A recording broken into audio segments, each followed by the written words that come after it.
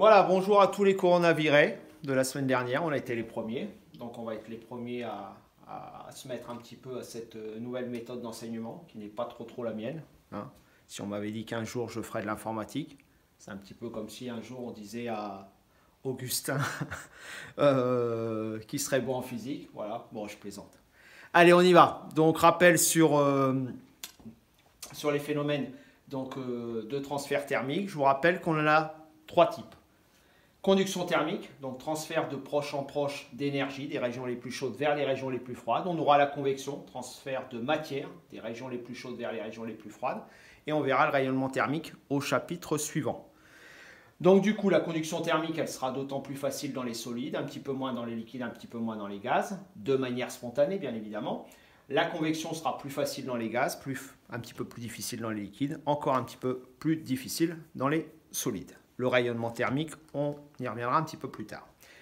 Voilà, en première partie, donc, la conduction thermique. La loi très importante phénoménologique, au même titre qu'on avait vu en diffusion, bien sûr, la loi de Fick, on va voir la loi de Fourier. Donc à une dimension, bien sûr, ce que l'on constate expérimentalement, c'est que si la température est uniforme, je n'ai pas d'échange de chaleur.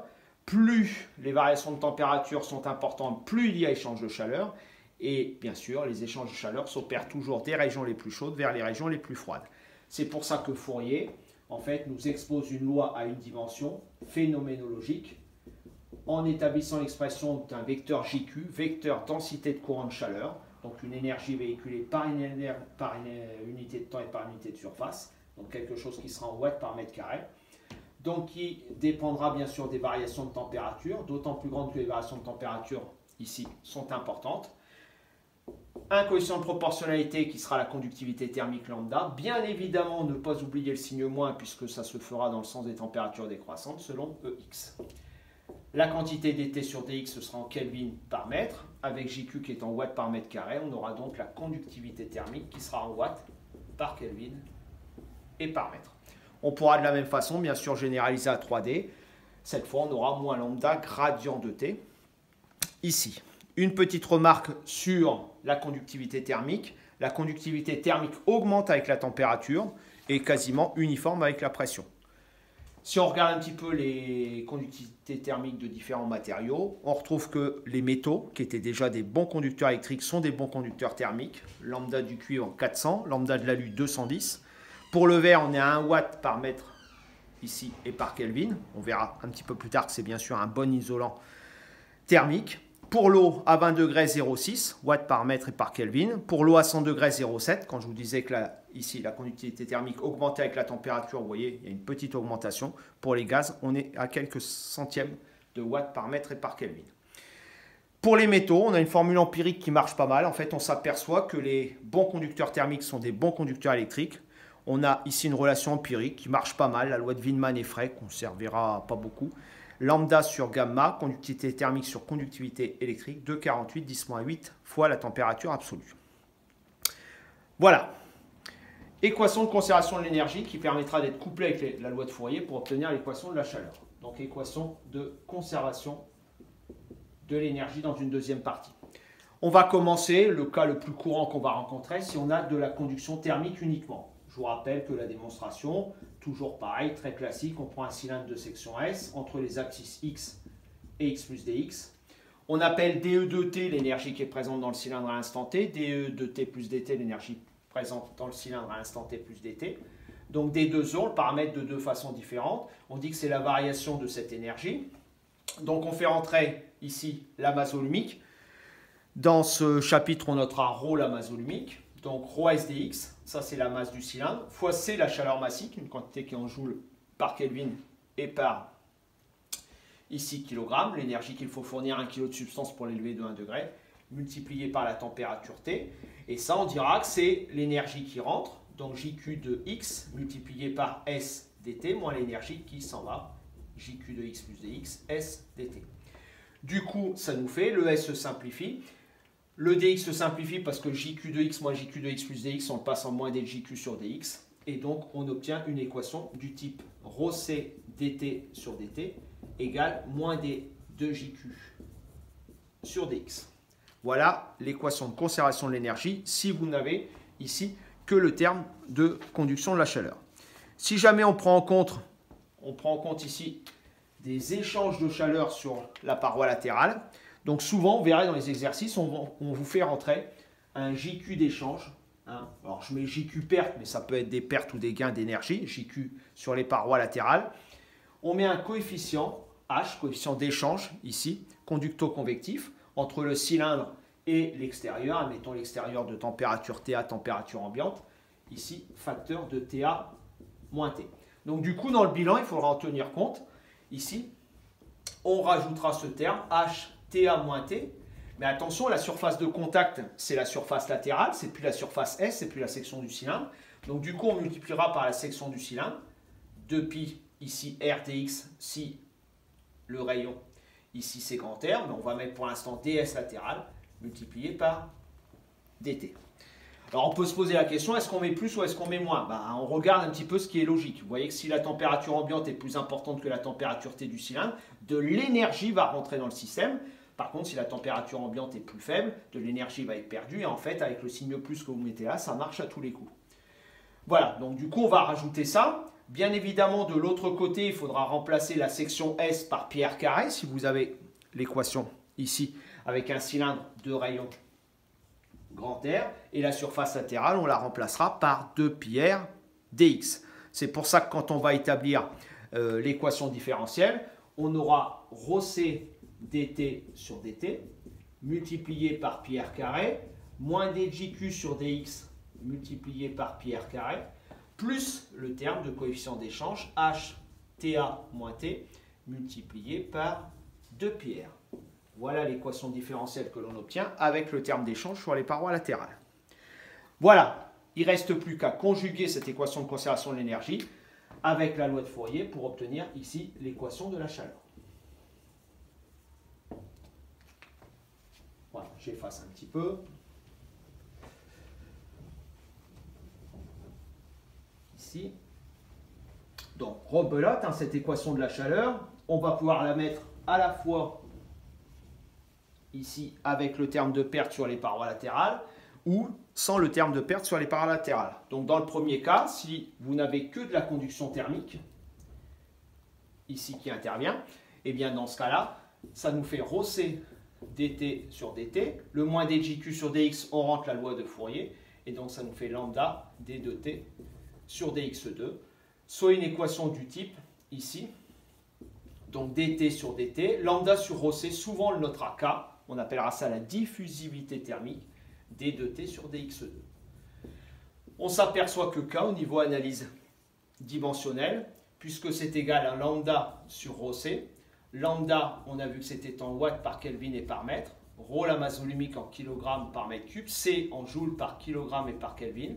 On s'aperçoit que K, la diffusivité thermique, est en mètres carrés seconde moins 1. On retrouve la même dimension que le coefficient de diffusion. Si vous mettez des phénomènes ici d'échange sur les parois latérales en plus, et bien à ce moment-là, on va obtenir une équation du type ici dt sur dt, ici, exactement du même type, ici, où rho c dt sur dt égale bien sûr lambda d de t sur dx2 plus 2h sur r ta moins t. Voilà, une équation un petit peu plus compliquée. Bien sûr, dans le premier cas, si vous êtes à 3 dimensions, au lieu d'obtenir k d de t sur dx2, on obtiendra k laplacien de t. Voilà les deux équations ici que l'on aura. Du coup, je vous rappelle ce qu'on avait déjà dit. Le caractère irréversible, bien évidemment, j'ai du premier ordre en t, du second ordre en x. Changer x en moins x, pas de changement, mais par contre, changer t en moins t, vous changez l'équation différentielle qui donne un caractère irréversible à l'équation. Au niveau de l'analyse dimensionnelle, pareil qu'en diffusion, si vous posez t' égale t sur taux, x' égale x sur L, on met ça dans l'équation. Et par analyse dimensionnelle, on s'aperçoit que le temps relatif à la diffusion thermique est égal à L carré sur K. Toujours pareil, tous les phénomènes de transport obéissent un petit peu à la même loi. Le temps caractéristique de diffusion thermique est proportionnel à la longueur au carré. Si on veut diffuser sur 2 mètres au lieu d'1 mètre, on mettra 4 fois plus de temps. Voilà, deuxième partie, on étudie la résolution ici de cette équation de la chaleur.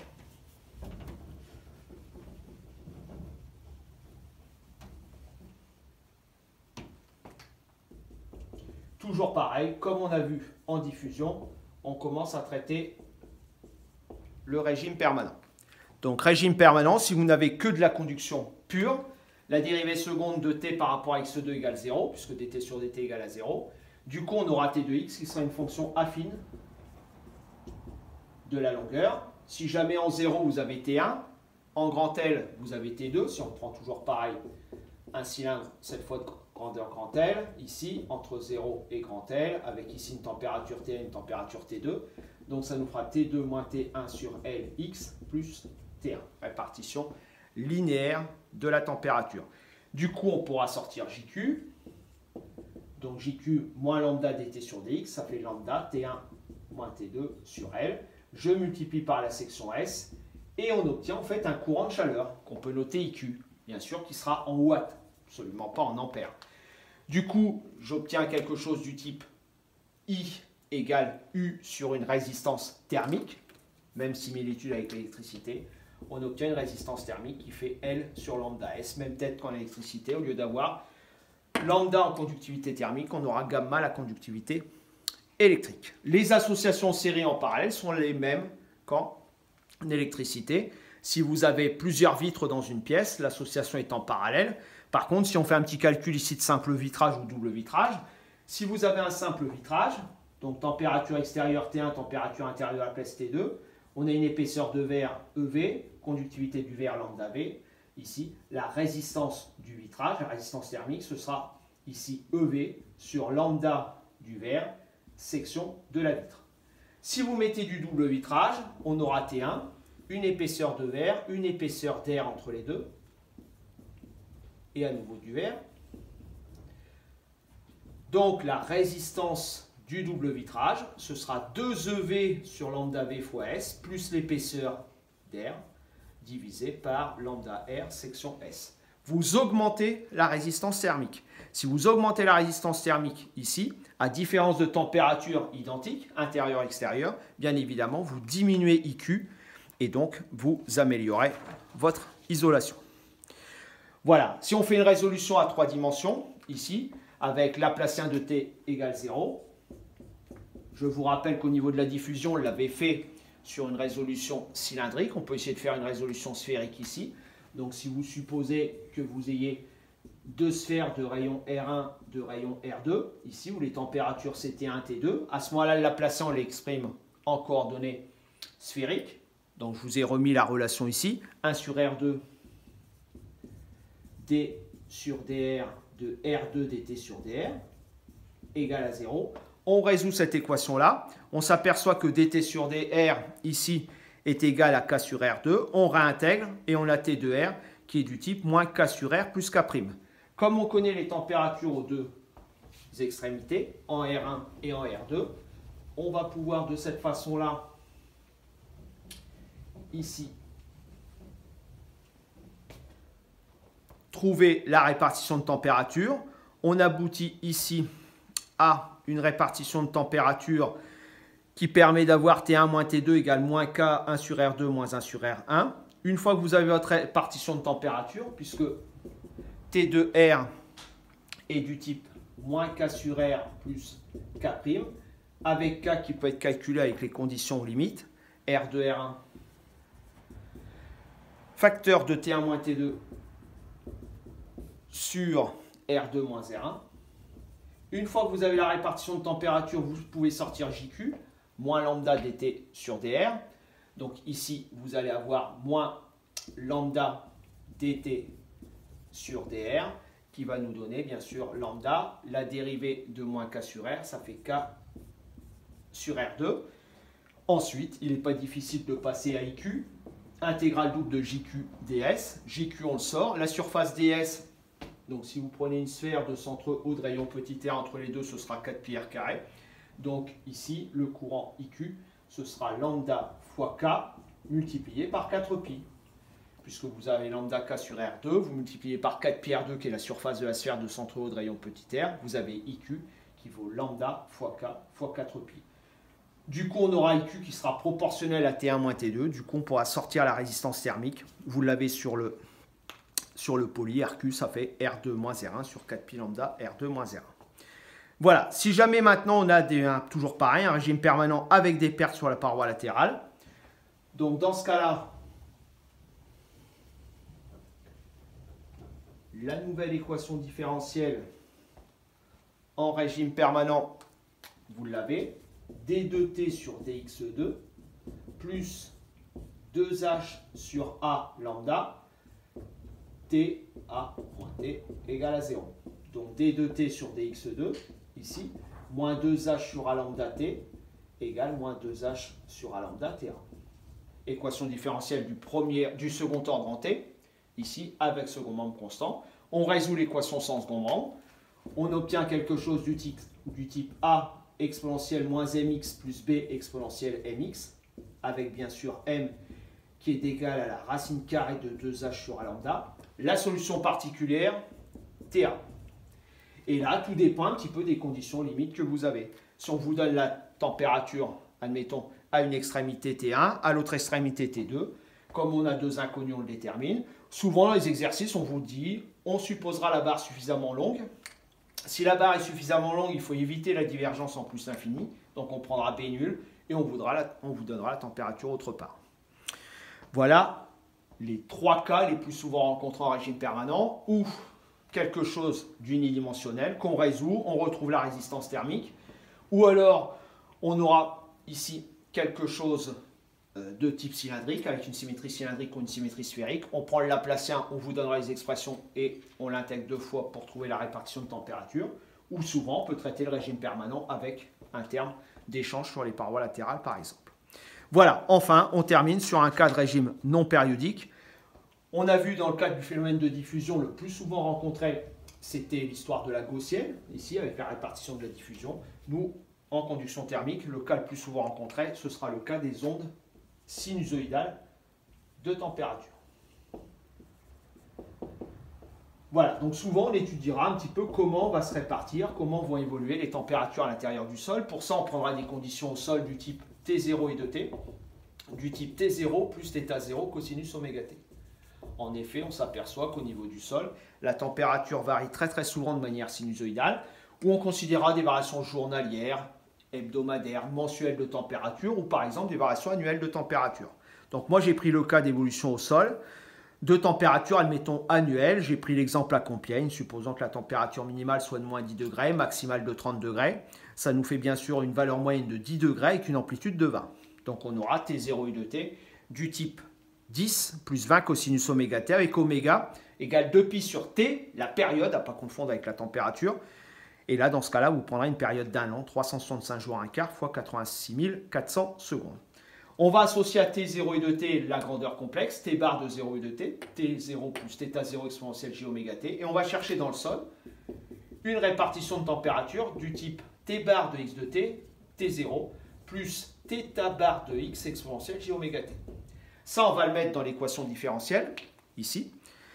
On remplace ici les différentes grandeurs et on obtient une équation différentielle qu'on a déjà rencontrée. En fait, on va arriver à ici d de t si on le remplace dans l'équation différentielle. Ici, donc je vous rappelle que l'équation de la chaleur, bien évidemment, c'est égal à d de t bar ici sur dt égale k d de t bar sur dx2. On rentre la fonction t bar de x de t dans l'équation. Donc dans ce cas-là, on va se retrouver avec j oméga dérivé de θ bar de x ici. Donc θ bar de x exponentielle j oméga t égale k ici, dérivée seconde de θ bar de x exponentielle j oméga t. On simplifie, c'est le but, par exponentielle j oméga t ici. Et on se retrouve à une équation caractéristique du type R2 égale j oméga sur K. On se retrouve avec le même genre d'équation que dans l'effet de Pauli, dans la propagation des ondes électromagnétiques dans les métaux. Donc on va poser R égale plus ou moins racine de j oméga sur K. Je vous rappelle que racine de j, on va le passer, puisque c'est exponentielle jpi sur 4, on le passe en 1 plus j sur racine de 2. Et du coup, on obtient des solutions du type t bar de x et de t qui sera égal à t0 plus ici a exponentielle, on va peut-être y aller doucement et on va sortir ici uniquement la fonction de x, donc t bar de x, on aura ici quelque chose du type ici a exponentielle de racine de oméga sur 2kx plus b ici, alors toujours pareil, multiplié par le terme en 1 plus j oméga, 1 plus j oméga racine d'oméga sur 2kx plus b exponentielle de moins 1 plus j racine d'oméga sur 2kx. Voilà, comme le sol est semi-infini, x pouvant tendre vers plus l'infini, pour éviter la divergence en plus l'infini, la constante a sera nulle, donc il nous restera le deuxième terme. Et du coup, on pourra écrire que θ bar de x de t, c'est égal à t0 plus b exponentielle moins racine d'oméga sur 2kx, ici, exponentielle de j oméga moins racine d'oméga sur 2kx. Voilà. Suffit de prendre la partie réelle, d'adapter la condition initiale pour obtenir b, et finalement, on obtient t de x de t égale t0 plus θ0 exponentielle moins racine d'oméga sur 2kx cosinus oméga t moins racine d'oméga sur 2kx. Bon voilà, relation tout à fait classique. On retrouve en fait deux choses très importantes. L'amplitude. L'amplitude de l'onde thermique, c'est θ0 exponentielle moins racine d'oméga sur 2kx. Et bien sûr, un terme de propagation de l'onde, propagation selon x, bien sûr, vers les x croissants. Donc le terme d'amplitude, qui décroît bien sûr, de manière exponentielle, et un terme de propagation de l'onde. On peut rentrer une épaisseur de peau, un paramètre delta, qui est égal à racine de 2k sur oméga. On peut faire deux petites applications numériques, ici. Dans le cas du sol terrestre, on arrive à delta, qui est égal à 6, 10-7 mètres. Donc ce que j'ai essayé de faire un petit peu sur les applications qu'on va me demander souvent, on va essayer de regarder à 5 mètres de profondeur quelle est l'amplitude de température. Elle était de 20 au sol. Calculons θ0 exponentielle moins x sur delta à 5 mètres. On se rend compte qu'on n'a plus que 2,62 degrés Celsius. C'est-à-dire que l'amplitude de température à 5 mètres de profondeur est beaucoup plus faible. Voilà pourquoi on va enterrer ici souvent des caves à 20 pour maintenir une température du vin à peu près constante. Vous voyez qu'à 5 mètres de profondeur, on aura une amplitude qui sera quasiment constante. Et ça, ce sera bien sûr souhaité avoir un minimum de variation de température ici, par exemple, pour conserver du bon vin, par exemple. Autre chose, on va essayer de déterminer la vitesse de l'onde thermique. Donc j'ai sorti la phase, toujours pareil, oméga t moins racine de oméga sur 2kx. Si on essaye de trouver la vitesse de phase, on fait défi égal à 0. On aboutit à une vitesse de phase qui est égale à racine de 2k oméga. Si on fait l'application numérique avec des variations annuelles de température, on obtient une vitesse de phase qui était à 4,9 10-7 mètres par seconde. Donc pour parcourir 5 mètres, il faut, quand on fait l'application numérique, 118 jours, un peu plus de 4 mois. Donc du coup, ça veut dire que si par exemple il fait très froid l'hiver, eh bien on aura une cave qui sera au plus froid 4 mois plus tard. On va le ressentir avec un effet ici de retard 4 mois plus tard à l'intérieur de la cave. Même chose quand il fait très chaud par exemple au mois d'août, eh bien par contre on va répercuter ça au fond de la cave 4 mois plus tard. On s'aperçoit que quasiment au mois de décembre, eh bien les effets de bonne température au niveau du sol, on va les recueillir à 5 mètres de profondeur ici au niveau de la cave. Dernier point, si on compare un petit peu l'effet de peau à l'effet thermique, on s'aperçoit que dans l'effet thermique, on l'a encore ici, le similaire de l'effet de peau en thermique, delta, c'est racine de 2k sur oméga. Par contre, en électricité, on avait vu que c'était racine de 2 sur mu0 gamma oméga. On s'aperçoit que l'effet de fréquence est la même. Plus la fréquence, plus la pulsation est importante, moins l'onde thermique ou l'onde électrique ne pénètre ou dans le métal ou dans le sol. Par contre, une différence fondamentale, c'est que vous voyez qu'au niveau de l'onde thermique, plus la conductivité thermique est importante, plus l'effet de peau est important. En électricité, c'est l'inverse. Plus la conductivité est importante, ici, plus l'effet de peau est petit. En fait, il y a un phénomène qu'on ne rencontre pas, qui n'a pas de parallèle dans l'effet thermique, c'est bien sûr le phénomène d'induction électromagnétique. En fait, en induction électromagnétique, il va apparaître à chaque fois qu'on imposera quelque chose au système électrique.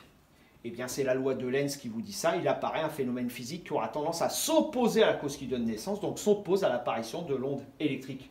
Ici, dans le métal, on n'a absolument pas ce phénomène-là en conduction thermique. Donc, deux choses totalement différentes. Par contre, la tête, la propagation des ondes dans les métaux, propagation dans les ondes thermiques, tout à fait du même type.